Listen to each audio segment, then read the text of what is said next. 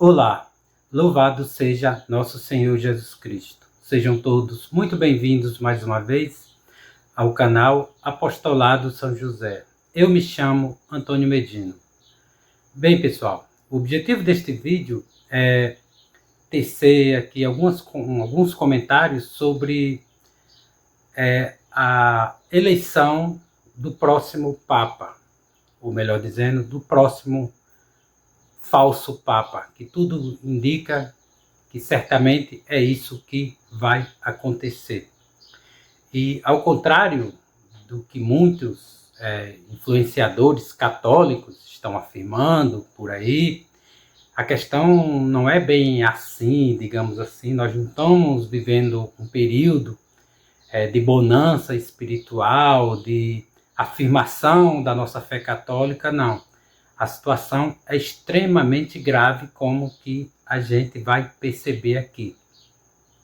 De maneira que ou a gente verdadeiramente acorda para o que está acontecendo, ou a gente corre o risco de verdadeiramente nos perder, irmos verdadeiramente para o inferno. Porque essa é a conclusão que a gente vai chegar. Ou seja, de que realmente há uma crise aí e que a gente tem que se debruçar para estudar a santa doutrina católica, os doutores da igreja, os evangelhos, toda a riqueza espiritual e intelectual que nosso Senhor Jesus Cristo nos deixou e entregou à Santa Igreja, a verdadeira Igreja Católica. E para começar esse comentário acerca do próximo Papa e de um modo geral, do próximo falso Papa e de um modo geral para a gente compreender como que foi os pontificados desses falsos papas, ou seja, após o último Papa, o verdadeiro Papa que foi o Pio XII, eu vou recorrer a uma passagem das Sagradas Escrituras e depois também eu vou fazer uso da Catena Áurea. E por último, eu vou recorrer também aos sermões de São Vicente de Ferrer, mas de maneira bem, digamos assim, incipiente, que eu pretendo fazer vídeos específicos aqui sobre São Vicente de Ferrer, que ele é conhecido como o anjo do... esqueci o termo que se utiliza, mas não interessa aqui no momento, não vem ao caso. Mas que como eu falei, vou me debruçar mais sobre, fazer vídeo específico sobre São Vicente de Ferrer, sobre os sermões dele sobre os fins dos tempos. Porém, aqui eu vou apenas falar um pouco sobre, para a gente perceber que o que ele falou realmente está acontecendo, mas só de maneira bem incipiente. Vamos lá então, vou partir para os evangelhos, que na verdade é o evangelho de São Mateus. Vou ler aqui uma passagem das Escrituras, vai ser um pouco longa, porém é extremamente necessário para a gente compreender. E por que eu estou recorrendo às Sagradas Escrituras e à tradição da igreja? Por quê? Porque os comentários que eu vejo acerca, digamos, de análises de influenciadores católicos, como o próprio Bernardo Kister, que deu aí uma entrevista numa emissora conservadora, aí, um canal conservador,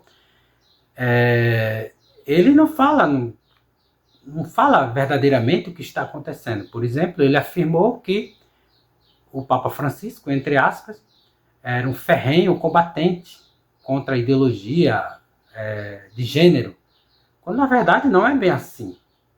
Porque como que ele diz ser um combatente, afirma que esse falso Papa era um combatente, quando escreveu um documento, autorizou um documento da igreja, autorizando bênçãos de uniões homossexuais. Deu para compreender que não é bem assim? E a gente vai compreender melhor com essa passagem das Escrituras. Vai ser um pouco longa, mas é necessário para compreendermos. Vamos lá então. A passagem está no Evangelho de São Mateus, capítulo 21, versículos 23 a 32. que são, na verdade, dois textos. Um intitulado Autoridade do Messias, que é o primeiro, e o outro são sobre os dois filhos. Só relembrando, estou aqui com essas Sagradas Escrituras, de tradução do padre Antônio Pereira de Figueiredo, que é a tradução da Vulgata Latina para o português. Vamos lá então, abre aspas. E tendo ido ao templo, os príncipes dos sacerdotes e os anciãos do povo se chegaram a ele quando estava ensinando e lhes disseram. Ou seja, só para contextualizar aqui, chegaram a ele, chegaram a Jesus Cristo, ou seja, os príncipes dos sacerdotes e os anciãos do povo chegaram ao templo quando ele estava ensinando, eles disseram, ou seja, quem estava ensinando no templo era nosso Senhor Jesus Cristo. E eles chegaram lá nesse sentido. Vou repetir aqui, abre aspas. E tendo ido ao templo, os príncipes dos sacerdotes e os anciãos do povo se chegaram a ele quando estava ensinando e lhes disseram, com que autoridade fazes estas coisas? E quem te deu este poder? Respondendo, Jesus lhe disse, também eu tenho que vos fazer uma pergunta. Se me responderes a ela, então eu vos direi com que autoridade faço estas coisas. De onde era o batismo de João? Do céu ou dos homens? Mas eles faziam entre si este discurso, dizendo, se nós lhe dissermos que do céu, dir-nos-á ele, pois por que não creste nele? E se lhe dissermos que dos homens, tememos a gentes, porque todos tinham a João na conta de um profeta. E respondendo a Jesus, disseram, não sabemos. Disse-lhes também ele, pois nem eu vos digo com que poder faço estas coisas. Ou seja, esses príncipes dos sacerdotes e os anciãos do povo quiseram armar uma armadilha para nosso Senhor Jesus Cristo, fazendo essa pergunta sobre a autoridade de Cristo, né? Porque eles já tinham afirmado anteriormente que Nosso Senhor fazia tais coisas pela autoridade de Beelzebul, ou seja, do demônio, quando isso aí é verdadeiramente falso. E aqui na Catena Áurea, né, o comentário sobre essa passagem é que, de fato, eles queriam, ridicularizar Nosso Senhor Jesus Cristo, fazer com que ele entrasse em descrédito. Daí, Nosso Senhor Jesus Cristo, sabendo das intenções dele, indagou. Eu respondo sim, mas se vocês me responderem algo. O batismo de João vinha dos céus ou dos homens? E eles, né, sabendo da verdade, mas não quisendo afirmar, apenas disseram, não sabemos. É por isso que também, na Catena Áurea, os comentadores afirmam que a gente tem que tomar muito cuidado com essa falsa humildade. O simples fato de dizer que não sabe não é questão de humildade, é uma questão de conveniência, ou seja, não convinha que eles afirmassem a verdade. Por quê? Porque se eles afirmassem a verdade, eles que cairiam em descrédito.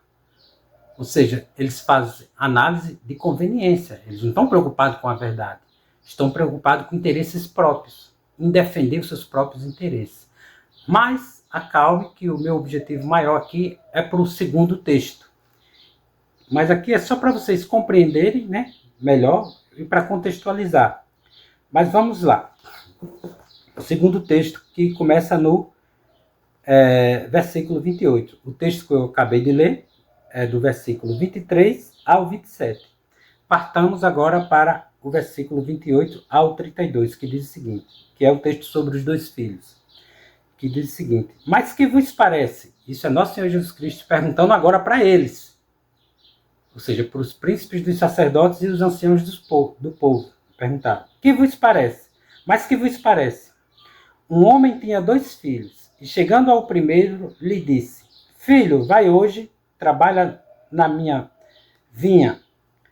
E respondendo ele, lhe disse, não quero. Mas depois, tocado de arrependimento, foi. E chegando ao outro, lhe disse do mesmo modo. E respondendo, ele disse, eu vou, Senhor. E não foi. Qual dos 2 fez a vontade do Pai? Responderam eles. O primeiro. Jesus lhe disse, Na verdade vos digo que os publicanos e as meretrizes vos levarão à dianteira para o reino de Deus. Porque veio João a vós no caminho da justiça e não o crestes. E os publicanos e as prostitutas o creram. E vós outros, vendo isto, nem ainda fizestes penitência depois para o creres. Fecha aspas. Daí, nosso Senhor Jesus Cristo, pergunta diretamente para eles. Que vos parece? Ou seja, um pai tinha 2 filhos. De acordo com a Catena Áurea, com São Jerônimo, Pseudo Crisóstomos, ou seja, a tradição da igreja, eles afirmam que o primeiro filho ao qual nosso Senhor Jesus Cristo fala, nessa parábola, são os gentios. Ou seja, o povo no geral, desde Adão e Eva, a queda de Adão e Eva. Ou seja, os descendentes, de um modo geral, a humanidade no geral, os gentios, E o segundo filho são os judeus. É por isso que é extremamente importante a gente termos também consciência de que a nossa santa religião, ela tem uma tradição. Ela tem um magistério. Ou seja, tem uma tradição que vem desde nosso Senhor Jesus Cristo, tem um magistério que tem autoridade para interpretar a igreja e dirigir a igreja, ou seja, afirmar o que é ou não de acordo com os princípios de Cristo. Deu para compreender? E aqui na Catena Áurea fala justamente sobre isso, sobre que os primeiros filhos são os gentios, os segundos são os judeus. Por que os judeus? Porque os judeus afirmaram, nessa parábola, que iriam trabalhar na vinha. Sim, senhor, eu vou. Mas não foi. Já os primeiros disseram que não iriam. E os próprios judeus responderam, ou seja, os príncipes e sacerdotes, os anciãos do povo, responderam, não, o primeiro fez a vontade do Pai. Que Pai era esse? O próprio Deus. E os filhos são a humanidade no geral. Os gentios e depois os judeus. Mas os judeus se recusaram a trabalhar na vinha. Apenas falaram de boca. É aí onde está onde eu quero chegar. Que a nossa Santa Igreja, ela continua imaculada. Ou seja, ela continua sendo a esposa de nosso Senhor Jesus Cristo. A verdadeira igreja. Porém, essa falsa igreja que está aí, que tomou posse de Roma, ela está sendo governada pelos inimigos de Cristo. E quem são os inimigos de Cristo? Aqueles no qual nosso Senhor Jesus Cristo combateu. E eles permanecem até hoje.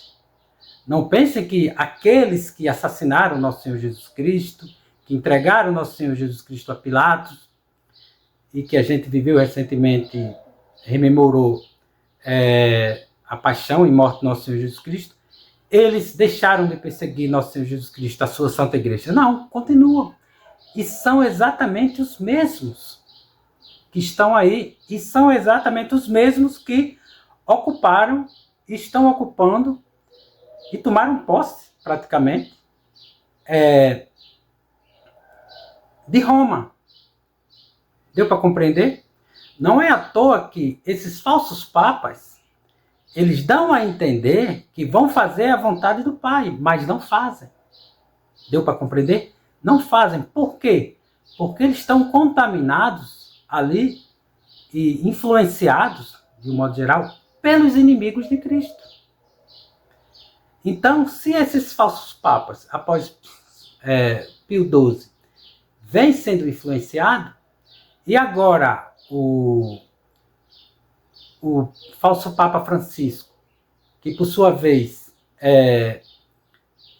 elevou a cardeal mais 80% dos cardeais que estão aí para eleger o novo Papa, o novo Papa, entre aspas, foi, digamos assim, elevados ao cardinalato pelo Francisco. Quem vocês acham que vai ser o próximo Papa? Vai ser um católico de verdade? Ou alguém imiscuído, contaminado com as ideias dos inimigos de Cristo? Me digam. E eu não estou falando apenas por mim mesmo, não, por própria constatação. É pelos fatos e pelos documentos da igreja. Na Pachende, o São Pio X já afirmava que os inimigos estavam lá. Ele fala assim de maneira até, digamos assim, estupefata, de como ele ouvia já da boca ali de sacerdotes coisas anticatólicas. Está lá no documento dele. E filtraram. Existem documentos, obras, deixa eu ver aqui, se eu estou aqui de próximo, aqui, está aqui um, aqui, a Conjuração Anticristã, do Monsenhor Henri de la Suze, que por sua vez, o próprio Papa São Pio X autorizou ele investigar acerca do tema, ou seja, o templo maçônico que quer se erguer sobre as ruínas da Igreja Católica. E que, na verdade, o que a gente vê ali é um templo praticamente maçônico. Deu para compreender? Se vocês olharem aí vídeos, vocês vão perceber que existem aí nos templos maçônicos que eles admiram, né? Lúcifer, né? Aquelas imagens luciferianas. E se você for olhar lá numa sala lá que chama Sala de Paulo VI, tem lá uma serpente também. Ou seja, é um templo maçônico, praticamente, se tornou ali. Então, o próximo Papa, entre aspas, certamente vai ser um deles. Vai ser aquele que, com a língua bifurcada, vai afirmar que combate as coisas anticristãs, mas que, na verdade, está promovendo por trás. Que nem esse falso Papa aí. Com essa linguagem de fraternidade, disso e aquilo outro, vai ser a mesma coisa. Por isso que me deixa muito triste, realmente, ver essas pessoas que se dizem influenciadoras católicas não falar a verdade. Falar abertamente, ó, esse falso Papa aí, ele foi um herege pertinaz. Tem que ser falado. Levou a Pachamama para lá, levou um demônio para dentro do Vaticano. Foi lá para o Canadá e também prestou culto a um demônio. Porque todos os deuses da gente são demônio, como afirma a verdadeira tradução da Vulgata. Deu para compreender? Ou seja, estão lá. Então o próximo Papa vai ser esse.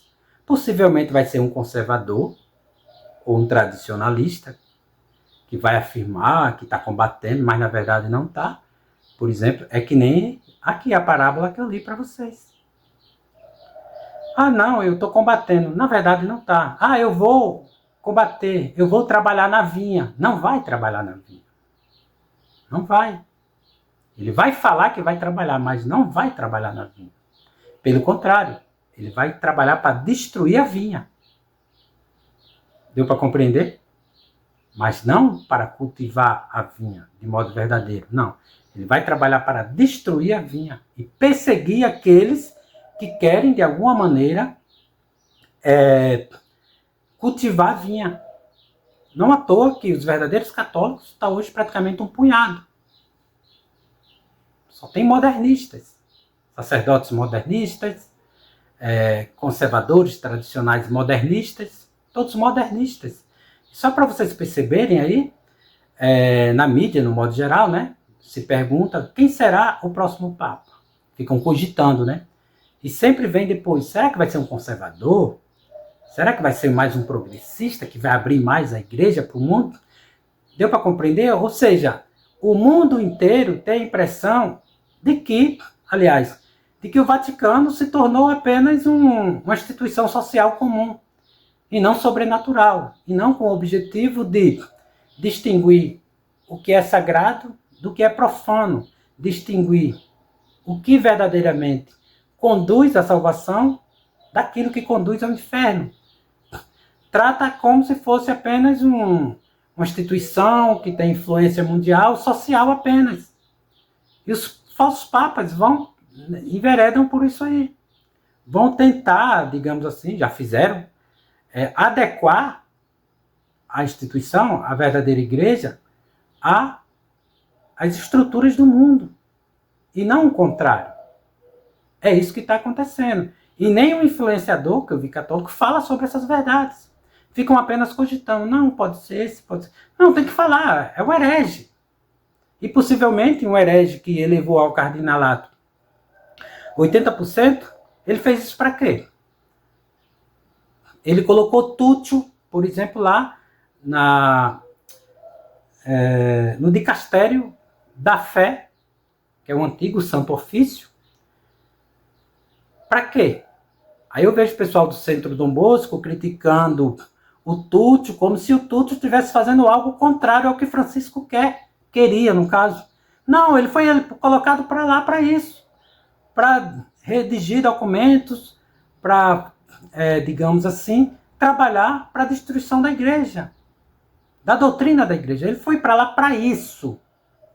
Ele não está lá fazendo o que é contrário. Não, ele está lá para isso. Francisco escolheu ele para isso, para fazer documentos. Que nem aquela, sei lá,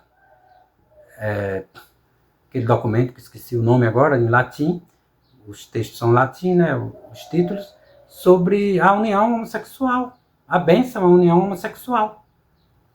E com autorização do Papa. Deu para compreender? Ou seja, vai ser mais um deles. Possivelmente mais um deles. Certamente mais um deles. Aí agora, só para finalizar, para o vídeo não ficar demasiadamente longo, e que eu estou indo trabalhar hoje, mais uma vez, né? E estou fazendo esse vídeo pouco antes das 5 da manhã. Eu imprimi aqui os sermões de São Vicente de Ferrer sobre o anticristo e o final, e o juízo final. E só para vocês compreenderem aqui, não vou adentrar propriamente no texto, apenas sobre uma questão aqui bem interessante, que é sobre o que esses sermões vão tratar.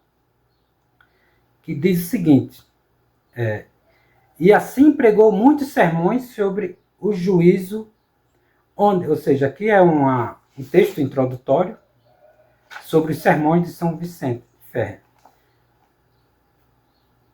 que, abre aspas, na página 14. E assim pregou muitos sermões sobre o juízo, onde destacava 3 coisas principais. O juízo aqui é o final dos tempos. A primeira, a destruição e a perda da vida espiritual. A segunda, a perda e caída da dignidade eclesiástica. A terceira, a perda da fé católica. Ou seja, no final dos tempos, São Vicente de Ferrer, nos seus sermões, ele deixava bem claro que 3 coisas vai acontecer no final dos tempos. E a gente está vendo aí a perda da vida espiritual. A gente vê que realmente as pessoas não têm mais uma vida espiritual praticamente. É tudo materialista, imanentista. Essa própria falsa hierarquia aí trata dessas questões. Você pode observar. É Pachamama, é Mãe Terra, digamos assim, governo mundial.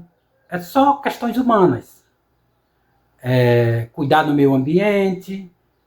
Até agora essa CNBB, nessa campanha da fraternidade, está aí para isso. Avança a passos largos para isso. Ou seja, a vida espiritual praticamente está perdida. Deu para compreender? E a segunda que ele fala é sobre a perda e caída da dignidade eclesiástica. A gente vê um exemplo mó aí, entre aspas, com esse falso papa. Por quê? Ele se recusa à dignidade eclesiástica. Aí eu pergunto, ele se recusa por quê? Ele apenas não quer? É porque ele sabe que não é digno. Ou seja, todo o aparato, o culto próprio que se fazia para um verdadeiro papa, ele rejeitou. Ele se recusou até a utilizar as próprias vestimentas próprias de papa. Se recusou até a ser chamado de papa, praticamente. Deu para compreender? E muitos sacerdotes, a gente vê aí que eles não querem andar conforme ser um sacerdote, conforme a dignidade eclesiástica.